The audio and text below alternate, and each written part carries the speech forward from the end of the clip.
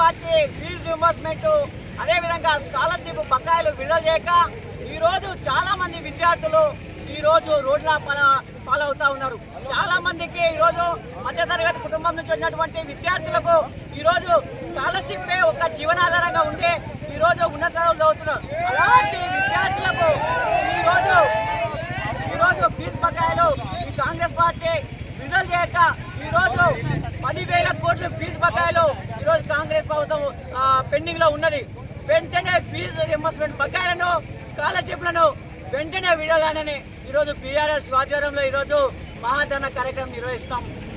రేవంత్ రెడ్డికి ఒకటే చెప్తున్నా నేను, మీరు అంటే సాధారణ విద్యార్థులు నార్మల్ విద్యార్థులను విద్యకు దూరం చేయదలుచుకున్నారా? మీరు వెంటనే బకాయిలున్నటువంటి ఫీజు రింబర్స్మెంట్ బకాయిలను వెంటనే విడుదలని మేము ఒక విద్యార్థి విభాగం నుంచి ఈరోజు రాష్ట్ర ప్రభుత్వాన్ని డిమాండ్ చేస్తాం. ఖబర్దార్ రేవంత్ రెడ్డి.